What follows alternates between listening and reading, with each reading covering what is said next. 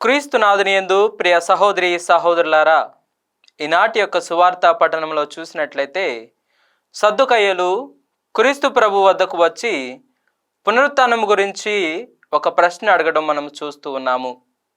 సద్దుకయ్యలు సాధారణముగా పునరుత్థానమును నమ్మేటటువంటి వారు కాదు. సద్దుకయ్యలు క్రీస్తు ప్రభు వద్దకు వచ్చి ఒక స్త్రీ వరుసగా 7 వివాహము అయింది అని చెప్పి పునరుత్థానములో ఆమె ఎవరికి భార్యగా ఉంటుంది అని క్రీస్తు ప్రభువును సద్దుకయ్యలు ఒక ప్రశ్న అడగడం జరుగుతూ ఉంది. అయితే క్రీస్తు ప్రభువు వారు దేవుని శక్తిని నిజముగా అర్థము చేసుకోలేదు అని చెప్పి, దేవుడు మృతుల దేవుడు కాదు, దేవుడు సజీవుల దేవుడు అని చెప్తూ ఉన్నారు.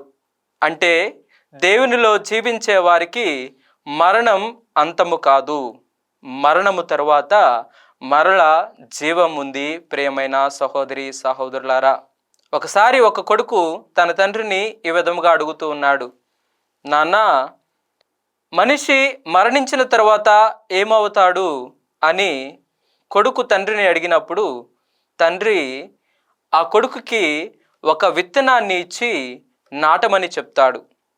అయితే ఆ విత్తనాన్ని ఎంతో శ్రద్ధగా నాటినటువంటి ఆ చిన్న బాలుడు ఆ విత్తనాన్ని చూసి అది ఏమాత్రము మొలకెత్తకపోయేసరికి నిరాశతో ఉంటాడు. కానీ కొంతకాలము తర్వాత ఆ విత్తనం మొలకెత్తినప్పుడు తండ్రి ఆ బిడ్డకి మొలకెత్తినటువంటి ఆ మొక్కను చూపించి, ఇదిగో, ఏదైనా కూడా మరణించిన తర్వాతే నిజమైనటువంటి జీవితము ప్రారంభం అవుతుంది అని చెప్తూ ఉన్నారు. ప్రియమైన సహోదరి సహోదరులారా, ఈ కథ మనకు యేసు చెప్పినటువంటి సత్యాన్ని తెలియజేస్తూ ఉంది. ఈ భూమిపై మన జీవితం క్రీస్తు ప్రభునిలో ముగిసినప్పుడు అది అంతము కాదు, దేవునిలో కొత్త జీవితం ప్రారంభమవుతుంది. కాబట్టి మనము భయముతో కాకుండా నిరీక్షణతో జీవించాలి.